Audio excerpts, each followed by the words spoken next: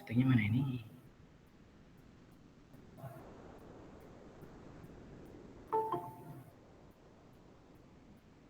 Speaker.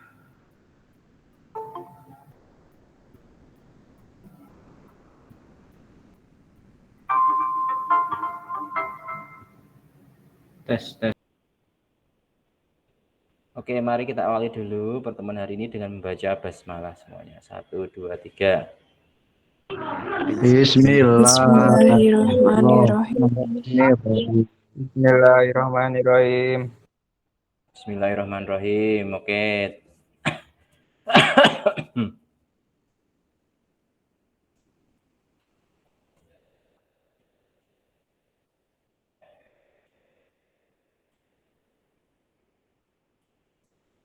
Jadi hari ini agendanya buat Mr. Hari adalah so for today's agenda. Halo? Tes 1, 2, 3. Bisa mendengar? Oke. So for today's agenda, actually I do not want to spend a lot of your time for today because this is daring activity, online learning. I'm sure that it's going to be difficult for everyone for having 2 hours or 1 hour and a half for what is that joining this online learning. So that's why maybe I'm going to make it simple for today. And for today's meeting, actually, I just want to recap for the whole material that we have already discussed before. And then it's going to be the clues, or maybe not the clues, yeah. In Indonesian, you can say like kisi-kisi, yeah. The clues that you are going to cover on the material during your midterm test that will be held next week, right? If I'm mistaken, yeah. So hopefully from this discussion for today, you are going to be able to analyze what kind of material, which part of the material that you are going to handle during the UTS, during the midterm test that you are going to have. And also regarding to our project, of needs analysis, like what I have already talked to you before. Before the UTS, you are supposed to finish your, what is that? How do I say? Your needs analysis process, yeah. And actually, yes, I have already checked some of yours revision on your needs analysis instrument. However, hanya saja gini, we have only 1 week before you have your UTS, before you have your midterm test. So basically like this one. Jadi untuk yang apa namanya, untuk needs analysis kalian itu nanti kalian akan punya waktu untuk melaksanakannya 1 minggu ini dan juga 1 minggu setelah UTS, ya. Jadi Mr. Hari kasih waktu buat kalian 1 minggu ini dan 1 minggu setelah UTS. Kenapa seperti itu? Because I do not want to disturb you during your 2 weeks your final exam. Your midterm test. Karena Mr. Hari tidak ingin mengganggu persiapan kalian atau your activity during your 2 weeks of midterm test. Jadi Mr. Hari tidak mau mengganggu 2 minggu kalian yang sedang melaksanakan UTS. Bisa dipahami? Halo? Jadi kalian nanti bisa melaksanakan needs analisisnya itu bisa minggu ini, atau kalau belum selesai itu jangan dilaksanakan selama 2 minggu selama UTS, ya. Kalian stop dulu. Mungkin misalnya, aduh Mister saya baru dapat 2 orang nih Mister, gimana? Ya udah, ternyata kok kalian butuhnya 5 atau 6 atau apa, ternyata baru dapat 1 minggu ini, ya sudah, nanti kalian bisa lanjutkan di 1 minggu setelah UTS. Jadi nanti biar kalian tidak terganggu UTS-nya. Saya tidak mau nanti kalian kok sambil UTS kalian masih melaksanakan needs analysis. Boleh nggak sih Mister kalau saya free dan sebagainya? Kalau saya ternyata kok UTS-nya nggak begitu susah kok, jadi saya masih bisa melaksanakan kayak itu. Kalau memang seperti itu kondisinya dan kalian merasa you think that it's not a big deal for you conducting needs analysis during your weeks of UTS, during your weeks of midterm test, I'm going to say that it's already okay. It's okay. Selama kalian merasa itu baik-baik saja, tidak mengganggu, nggak apa-apa. Hanya saja saya di sini selaku as a rules, I provide you for the weeks before UTS and 1 week after UTS. Jadi nanti setelah 1 minggu setelah UTS. Nah, needs analysis instrumennya seperti apa? Apakah sudah fix atau belum? Ini Mr. Hari beberapa minggu ini masih kelabakan membagi-bagi tugas. Jadi Saya usahakan segera mungkin nanti saya konfirmasi ya, kira-kira yang sudah fix silahkan langsung bisa dieksekusi, yang belum mungkin nanti bisa kalian revisi sedikit, nanti bisa dieksekusi setelah UTS, seperti itu.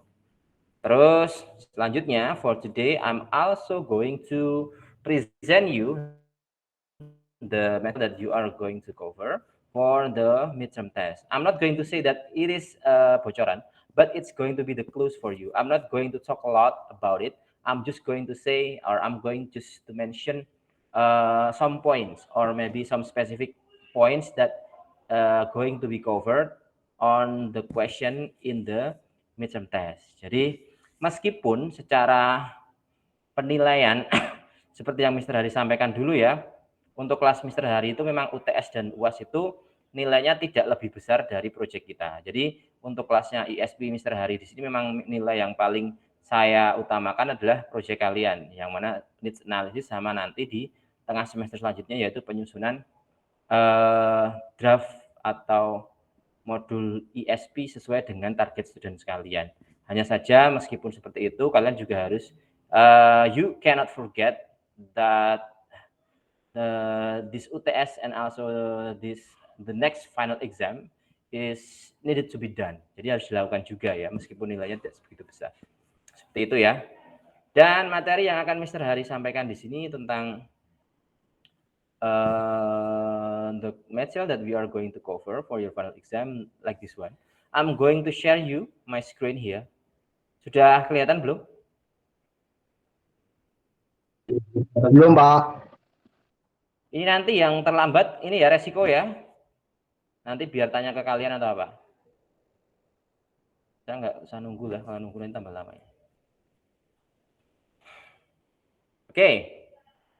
Jadi meeting 7 ini I'm going to give you, ini jadi kita meeting ke-7 ya. Meskipun beberapa dari kelas lain itu sudah ada yang meeting ke-8, tapi untuk kelas semester hari di sini secara perhitungan it's still our meeting number 7. And for this meeting number 7, I'm going to share you the contents that you are going to cover for the midterm test for next week. Okay, this is the content of the midterm test. You have to think about it very clearly. Can you see this one? Kelihatan? Yes, sir. Okay. Yes, sir. ESP is an approach, not a product. We have already discussed it before, right? Jadi kalian you can check it in the material, maybe in Google, maybe in, what is that? In the books or in the PPT or in the article. After this, I'm going to share you some articles that will help you to understand more about this content of this midterm test that you are going to handle here. Nanti akan Mr. Hari bagi beberapa artikel, 2 atau 3 artikel yang itu sebenarnya sudah secara holistik ya. Holistik itu secara menyeluruh itu it has already discussed all of the material that I have already show you this. ESP is an approach, not a product. Do you remember apa itu ESP is an approach, not a product? Kalian ingat nggak? Apa sih maksudnya ESP sebagai approach bukan produk itu? Jadi misteri bahas sedikit ya biar kalian lebih ingat nanti. Jadi ESP itu tidak hanya sekedar produk modul, tidak hanya sekedar produk dari needs analysis saja, bukan hanya sekedar worksheet, bukan hanya sekedar modul atau sekedar produk itu, tapi lebih ke pendekatan approach. For example, we already know, right? In ESP we have some activity that needs to be conducted, right? Seperti needs analysis, kemudian memilih target students, kemudian juga di situ ada pemilihan kalau lebih detail lagi ada istilahnya register analysis, kemudian juga needs analysis, lag, one dan sebagainya. Baru kemudian penyusunan silabus, baru setelah itu penyusunan silabus. Kalau lebih ideal lagi kita dalam penyusunan silabus itu sebelum masuk ke material kita menentukan juga metode pengajaran yang seperti apa yang akan dilakukan. Kemudian nanti baru kita menyusun dengan modul dan juga materi yang akan diajarkan. That's the thing, this holistic activity itu masuk dalam itu pendekatan namanya. Jadi bukan hanya sekedar produk satu buku atau materi gitu aja. Begitu ya artinya. Bisa dipahami? Halo? Halo? Dan yang kedua nanti materinya tentang ESP sama IGP. Kalian udah tak ingat ya, bedanya ESP sama IGP itu apa? English for Special Purpose sama English for general purpose. Kita udah mendiskusikan ini dulu di pertemuan pertama, yang mana ESP itu lebih ke spesifik dan ada beberapa there are some indicators that it show that this ESP rather than the EGP. Beberapa indikator yang membedakan antara ESP dan EGP itu apa? Secara komponennya, misalnya secara penyusunan silabusnya, secara siswanya atau peserta didiknya itu seperti apa, kemudian juga dari sudut pandang lain, misalnya kalian bedakan dari materinya itu juga seperti apa, vocabulary-nya, dan juga ada proses needs analisisnya. Itu merupakan perbedaan-perbedaan antara ESP dan EGP yang nanti mungkin kalian akan di situ mengeksplor secara lebih rigid tentang perbedaan antara ESP dan EGP. Dan yang ketiga yaitu emergence of ESP. Jadi nanti emergence, what do you know? Do you know the meaning of emergence? Emergency. Do you know emergency? Emergency itu apa? Darurat. Darurat atau ya darurat ya bisa diartikan. The emergence of ESP artinya itu apa? Ya lebih ke apa toh yang membuat ESP itu penting untuk segera dilakukan. Nah, itu namanya emergence of ESP. Kedaruratan untuk segera menggunakan ESP. Apa sih yang maksudnya di emergent di situ? Nah, di situ nanti pembahasannya udah banyak banget di artikel di Google di situ. Emergent of ESP. Beberapa poin di situ ada 3 topik utama dalam emergent di situ. Reason, alasannya kenapa kok ESP itu sangat butuh segera untuk dilakukan. Kalian nanti bisa eksplor lebih jauh lagi. Ini kok banyak yang join admit, perlu di admit. Nah, emergency. And the next one, the target situation in ESP teaching. Jadi kalau kalian mau bikin ESP itu target situationnya itu siapa, target studentnya itu siapa. Itu nanti kan kalian udah paham sendiri ya. Kita udah diskusikan kemarin dalam memilih target student itu seperti apa, kemudian juga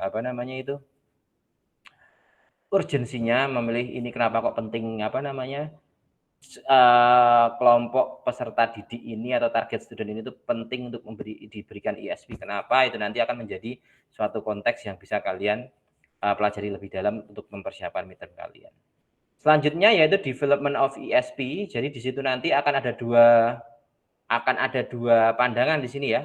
Jadi kalau secara umum perkembangan ESP itu dibahas oleh Robinson dan juga yang satunya itu adalah Hutchinson and Waters. Jadi nanti kalian kalian pelajari lagi perkembangan ESP versi Robinson itu yang seperti apa, Hutchinson itu nanti yang seperti apa. Nanti kalian akan bisa membedakan atau mencari persamaannya seperti apa, atau poin-poin utama dari perkembangan dari masing-masing ini tuh intinya tuh apa kayak gitu ya. Coba silakan nanti kalian cari sendiri. Nah, selanjutnya yaitu tentang register in ESP. Jadi register, do you know register? Register itu kalau di ESP itu adalah keunikan bahasa dalam ESP. Karena setiap bahasa itu kan, bahasa Inggris terutama di sini, kan ketika di ESP kan berbeda-beda ya. Ketika we are being an ESP practitioner for for dentistry students atau for becak driver student, itu nanti akan berbeda secara komponen kebahasaan, vocabulary-nya, kemudian apalagi level kesulitan dari bahasa tersebut juga berbeda. Nah, itu nanti artinya di situ kalian harus memahami register ini ESP itu seperti apa, tujuannya apa sih kita harus menganalisis register atau jenis-jenis kebahasaan tadi itu masuk dalam suatu pembahasan yang utuh dalam bentuk register analysis. Jadi dalam register analysis itu kita akan mencari tahu sih kebahasaan yang cocok untuk target student kita itu seperti apa. Seperti itu. Oke? Bisa dipahami? Yes, sir. Halo? Kemudian yang principles of effective and efficient learning. Dalam ESP itu ada suatu prinsip yaitu tentang keefektifan dan efisiensi dalam pembelajaran. When we are talking about effective and efficient learning, can you still imagine why is it one of the most important aspect in ESP? Kenapa toh kok dalam ESP itu pembelajaran yang efektif dan efisien itu sangat penting? Halo, ada yang bisa menebak? Anyone? Ini kedengaran nggak suara Mr. Hari ini? Kedengeran, Sir. Oke. Dalam pembelajaran ISP itu berbeda dengan IGP ya. Karena kalau IGP itu mulai dari kelas 1 SD, SMP, kemudian SMA, itu kan belajarnya dalam jangka waktu yang panjang. Gitu kan? Sementara kalau ISP sendiri itu terikat dengan yang namanya itu ruang dan waktu. Maksudnya gimana, Mister? Artinya gini, ketika kita membuat suatu ISP course design untuk salah satu salah satu target student kita, katakanlah misalnya kalian berusaha untuk menyusun ISP course design untuk untuk mahasiswa pelayaran misalnya, ya kan di situ. Nah, di situ otomatis kan target student kita itu adalah mereka yang sudah dewasa dan mereka yang sudah bekerja katakanlah ya, misalnya untuk para pekerja di pelayaran. Artinya dalam pembelajaran ISP itu kan terikat, cuma punya waktu selama 6 bulan atau 1 tahun, setelah itu mereka nanti akan masuk kembali ke dunia pekerjaan mereka, ya kan? Artinya dengan adanya tadi itu keterbatasan waktu, keterbatasan ruang, keterbatasan intensitas pertemuan dan sebagainya, mau tidak mau pembelajaran ISP itu harus dibuat seefektif dan efisien mungkin dibandingkan dengan karena kan di dalam IGP itu ketika nanti kelas 1 SMP diajar bahasa Inggris, ya udah yang penting secara materi disampaikan, entah itu mereka secara outputnya itu nanti mereka memahami atau tidak, yang penting kan materi tersampaikan. Kan kalau kalau di sekolah kan seperti itu kan. Hanya saja kalau di ISP nggak seperti itu. Ketika 6 bulan tadi katakanlah kita mau mengajar untuk para misalnya ya. Untuk penjual batik di mana kemarin itu ada? Di mana? Pasar. Halo. Klewer. Nah, kalian mau mengajar bahasa Inggris itu para pedagang batik di Pasar Klewer katakanlah, ya kan? Nggak mungkin kan kalian selama 6 tahun ke depan kalian nyiapin 1 semester, kemudian semester kedua, ketiga. Artinya kalian hanya bisa mengajar katakanlah mereka cuma bisa diajar selama 3 bulan atau 6 bulan. Nah, selama 6 bulan itu nanti selesai, ya udah selesainya. Kalian harus selama pembelajaran itu harus efektif dan mereka perlu dipastikan bahwasanya apa yang sudah kalian ajarkan di situ benar-benar tersampaikan gitu loh. Karena memang kita itu diberi mau tidak mau hanya mempunyai waktu 6 bulan untuk mengajar mereka. Jadi gimana caranya 6 bulan itu harus efektif dan dipastikan mereka itu mendapatkan input dan memiliki kemampuan sesuai dengan goals yang sudah kita tetapkan di situ. Efektif dan efficient learning itu sangat menjadi concern sekali dalam pembelajaran ISP ini dibandingkan dengan IGP. Pertanyaan, Mister Hari, berarti dong. Kalau IGP itu berarti dong nggak begitu efisien dan efektif, nggak apa-apa dong. Bukan seperti itu artinya. Dalam IGP, dalam English for General Purpose pun juga bagus ketika kita bisa memastikan effective and efficient learning. Hanya saja kan tidak ada tuntutan dalam di sini, artinya adalah orang itu harus bisa menguasai seluruh, karena kan IGP itu kan luas ya, artinya dari grammar, kemudian dari vocabulary, dari teks, genre teksnya itu semuanya tuh semua bahasa Inggris, artinya kan tidak ada batasan, semuanya yang penting semua bahasa Inggris bisa. Dalam konteks ini kan pembelajaran IGP itu kan berlangsung sangat lama dan berlangsung dari bahkan dari kita kecil sampai kita gede pun belajar IGP. Artinya kita tidak ada tuntutan untuk ada IGP level berapa, kan nggak ada. Jadi pokoknya yang kalau IGP itu yang penting diajarkan sampai bahasaan Inggris mereka itu berkembang semakin bagus dan sebagainya. Hanya saja kalau ISP tidak seperti itu. ISP itu hanya diberi, katakanlah kita hanya memiliki kontrak mengajar katakanlah 6 bulan atau 3 bulan atau maksimal setahun, habis itu udah selesai. Dan diharapkan dengan program 6 bulan 1 tahun itu nanti, mereka itu sudah bisa menangkap dan juga menguasai semua materi yang kita sampaikan di situ. Kalau itu oke, berarti bagus. Kalau mereka itu ternyata kok gagal, ya sudah, artinya adalah mereka sudah tidak ada kesempatan lagi untuk belajar bahasa Inggris sesuai dengan konteks ISP mereka. Seperti itu. Makanya effective dan efficient learning is really important. Oke? Halo? Yes, sir. Yes, And sir. then next one in academic needs and workplace needs in ESP. Jadi ada perbedaan antara academic needs secara kebutuhan akademis dan juga kebutuhan ESP dalam workplace. Dalam hal di sini adalah apa? Jadi secara akademik needs itu artinya adalah kebutuhan mereka selama proses belajar bahasa Inggris itu seperti apa. Artinya metode yang bagus itu seperti apa untuk diajarkan,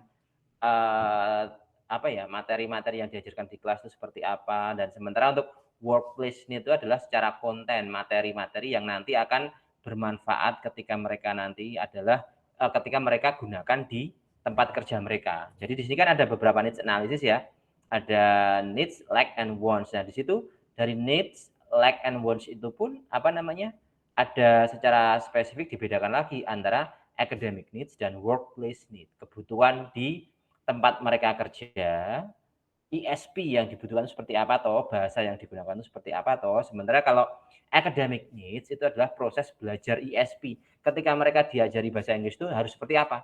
Ruangannya seperti apa, materinya seperti apa, metode ajarnya seperti apa, level bahasa yang diajarkan seperti apa. Nah, itu nanti perbedaan antara academic needs sama workplace needs. Jadi kalau workplace itu lebih ke kebahasaan yang mereka gunakan, seperti itu. Kalau needs analysis yang selanjutnya yaitu tentang needs analysis question. Saya kira saya nggak akan jelaskan lebih banyak ya. You have already done and you will practice it out there, right? Jadi kalian tidak hanya belajar needs analysis question ya, tapi kalian juga akan mempraktekkan nanti ketika kalian menyusun instrumen dan juga kalian akan turun ke lapangan untuk mencari needs analysis dari target student yang sudah kalian susun di situ. Seperti itu. Jadi ini secara keseluruhan konten the content of ESP that you are going to cover for this midterm test, and I hope that you can explore it more, not only just from this PPT, not only just from the explanation from Mr. Harry. However, you can also find in some articles in the Google or every sources that you can find out there, maybe with your laptop or smartphone or everything in Google. There are many this kind of explanation regarding to the content that I have already mentioned you here. You got my point? Yes, sir. Oke. Selanjutnya ada beberapa informasi yang saya tambahkan di sini. Jadi tentang tadi itu ya, tentang emergency of ESP itu ada 3, the demands of the brave new words, revolution on linguistic, and the focus of the learner. Jadi nanti kalian explore lebih dalam lagi. Kalian nanti tidak hanya akan membicarakan 3 ini, tapi secara detail ya, maksudnya demands of brave new word itu seperti apa, revolusi dalam linguistik itu seperti apa, gitu loh. Nah, ini juga secara sedikit tentang penjelasan tentang ESP itu sebagai approach itu seperti apa. Tak bacakan sedikit. Atau ada yang bisa membacakan coba? Siapa coba di sini? Alfat ada nggak di sini? Coba dibaca Alfat.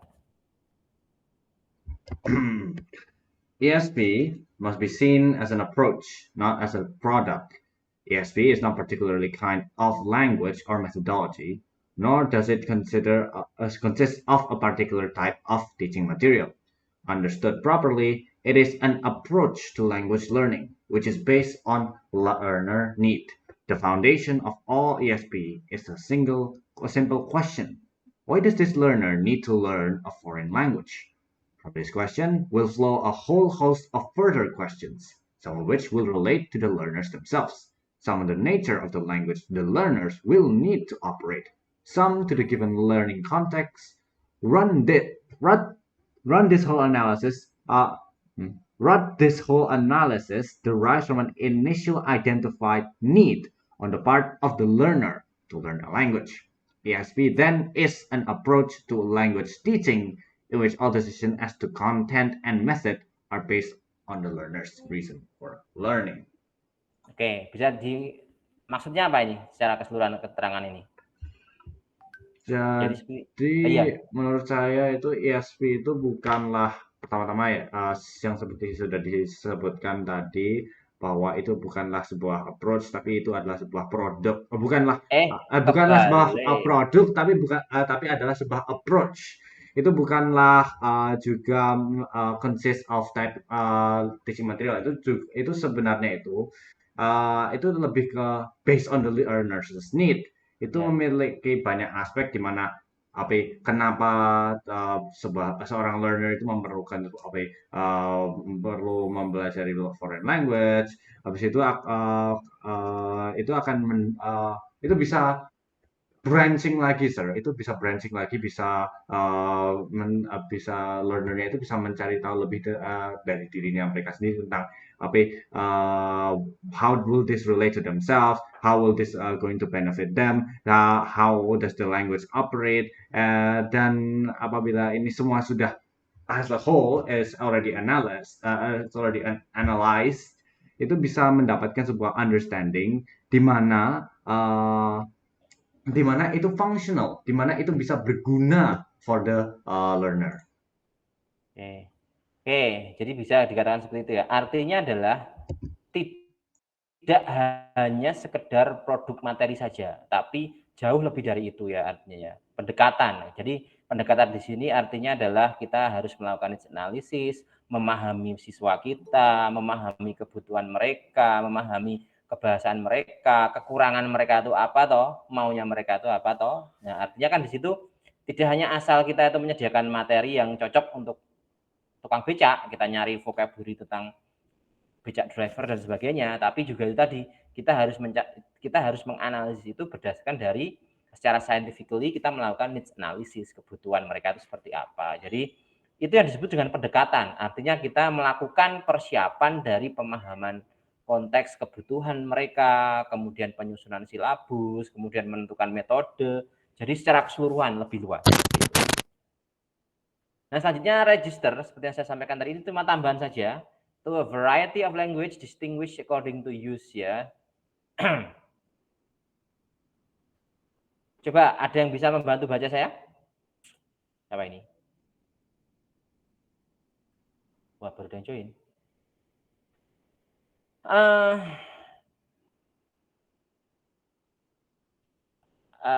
Viera Aulia, bisa di sini Viera? Apakah kamu di sini Viera? Yes, sir. Coba dibaca Viera.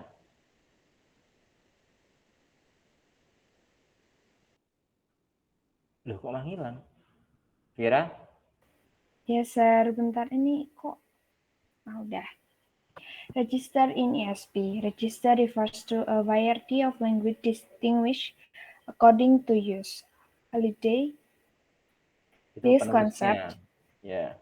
This concept dissociated itself from the premise that English of specific subject is different from others in terms of its lexical grammar.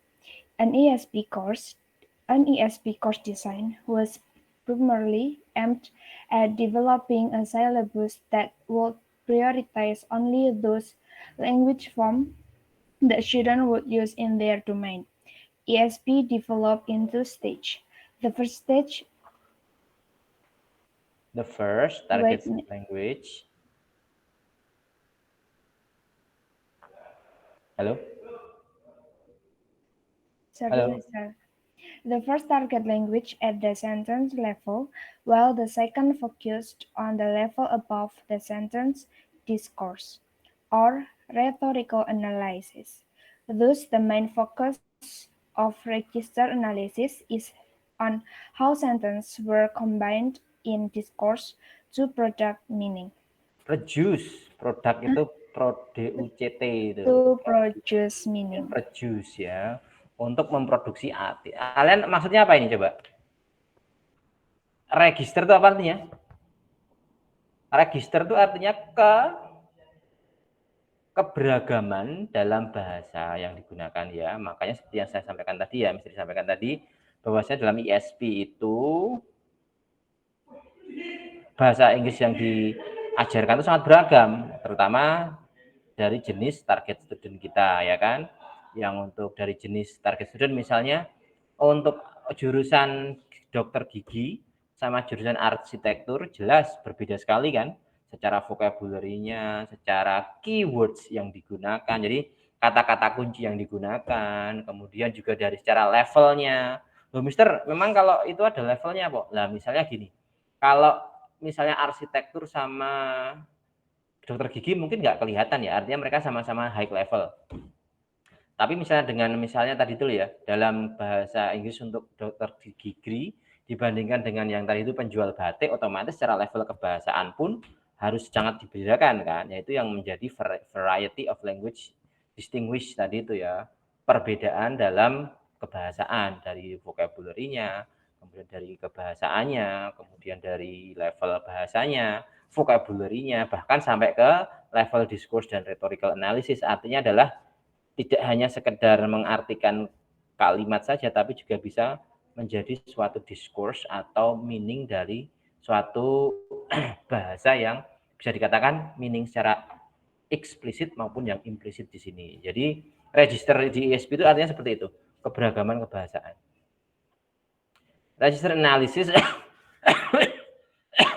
is a necessary first step in analysis of the linguistic needs of students in ESP courses.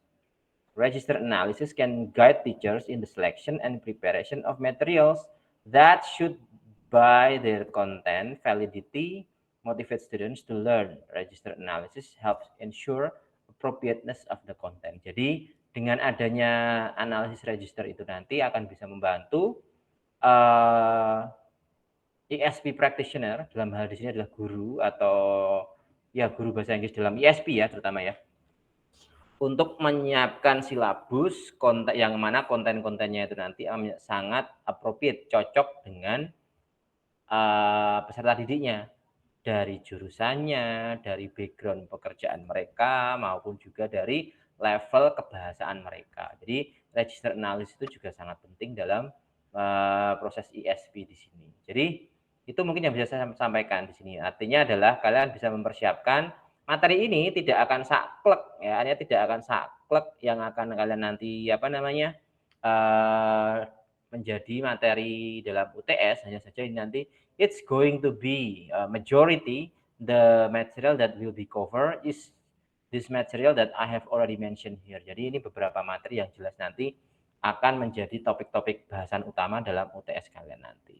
Saya kira seperti itu yang bisa saya sampaikan. Any question? Ada pertanyaan?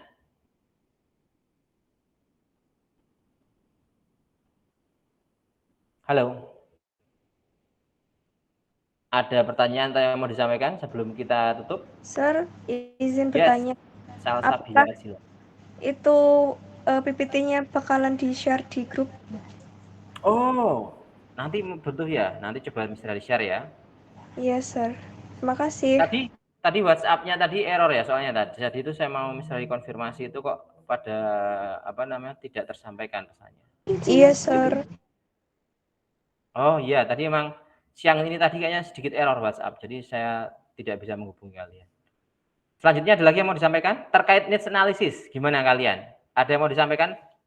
Kemarin itu ada yang konfirmasi ke Mr. Hari tentang agar dipercepat untuk konfirmasi ini oke atau belum. Itu siapa kemarin itu ya?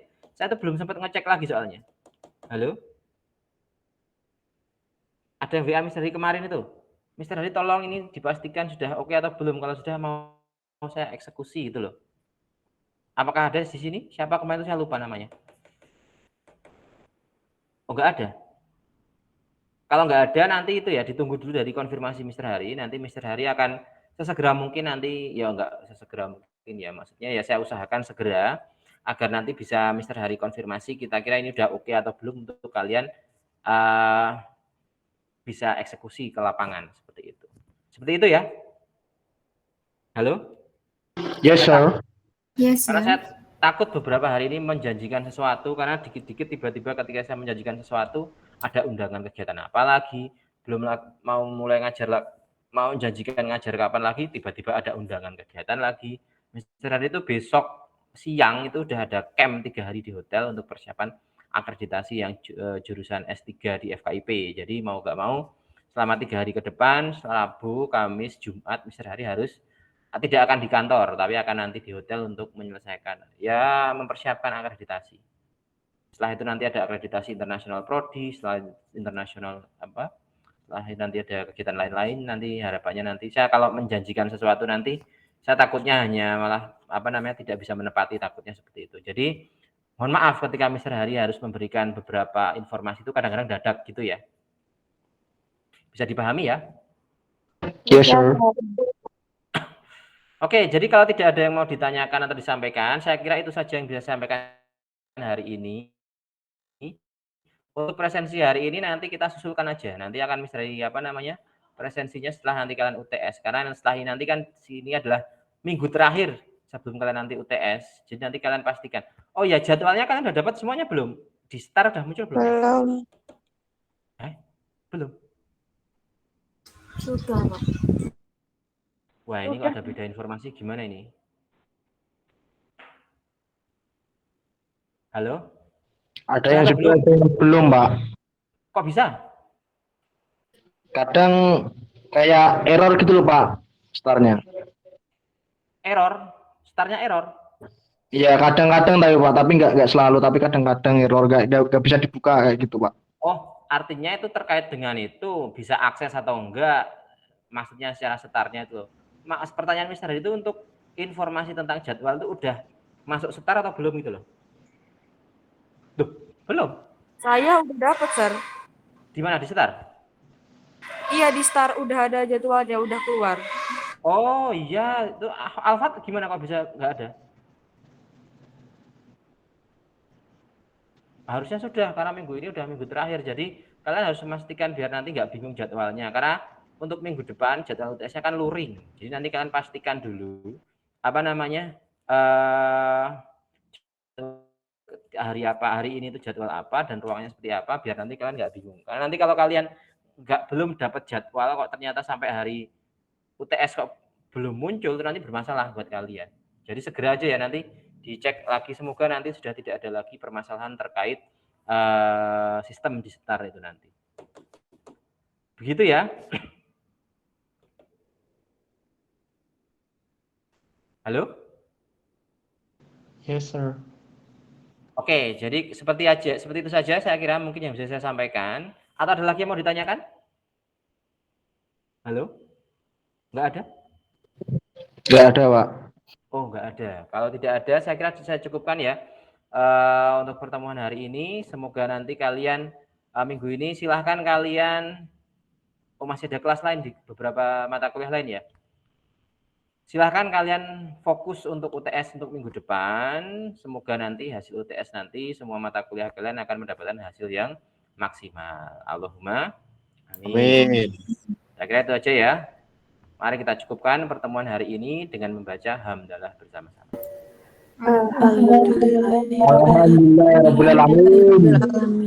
Okay, thank you so much for your attention. I think that's all from me. Wassalamualaikum warahmatullahi wabarakatuh. Waalaikumsalam warahmatullahi wabarakatuh. Thank you, sir. Thank you, sir. Okay.